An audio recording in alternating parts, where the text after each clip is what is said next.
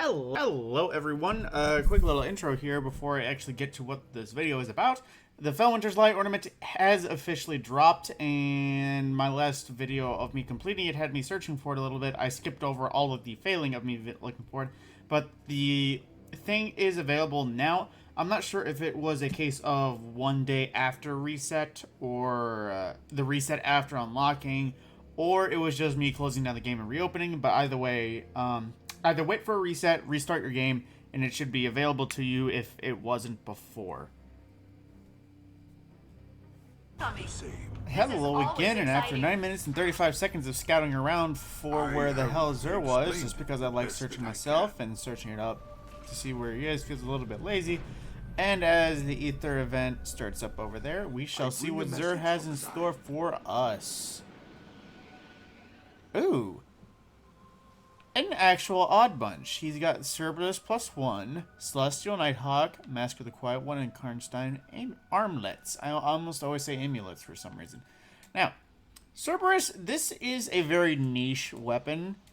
Honestly, the way it was introduced was pretty good, where it's like fires 4 barrels. It would work usually if they had tweaked it a bit, because it's supposed to be like 4 barrels can shoot so many bullets that being in shooting at many things can help, but at the same time it doesn't deal out a lot of damage. Now the catalyst for it actually allows it to swap modes. Instead of being a rapid fire widespread one, it's a slower fire closer spread one, essentially almost turning it into a lightweight shotgun.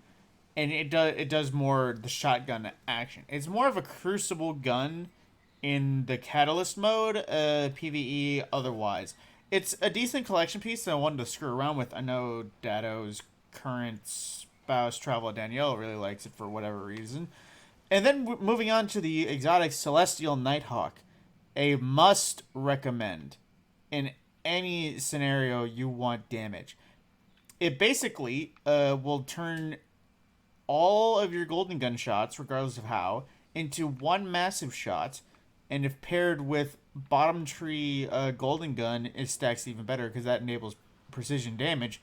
A extremely powerful shot, enemies that explode or that you actually kill grant you super energy, so essentially acts as Shard's Gallon Warbot for golden gun in addition to upping its damage. A must recommend for any hunter that isn't running Night Stalker in a raid scenario. A must recommend in that case. Mask of the Quiet One. Now, this was one, in year 1 of Destiny, I ran all the time for my Titan. It's essentially get shot, get energy. And it got a little updated come year 2, I believe year 2, may have been year 3, that when you're critically wounded, i.e. your shields break and you're in the health, you get health on kills. Unfortunately, that being said, it only gives you health. It's essentially the same thing with the Tommy's Matchbook effect, where it will only break down to shield, like it only kill your shields and will stop burning you at health. It's the same thing with this one. It will only It will only heal you to the shield regen point. Now I have no idea how much damage it is, because I have no idea the ability regen, just because I don't use it much, but it is still a pretty solid exotic overall. If you're just looking for if you don't have a playstyle per se, just go ahead and throw that on. Then the KARNSTEIN Armlets. I actually said it right this time. This is also another good one if you pair it with specific subclasses. Like if you go Attunement of the Sky, I believe that's Top Tree Dawnblade with ranged attack. It's essentially melee kills will restore health and continue to restore health afterwards. Basically, the Crimson effect, where you get a little health boost. Crimson starts health regeneration. This one will give you health and also give you health regeneration. This is pretty handy, especially if you're running a melee build of some sort. It doesn't up damage, but it does...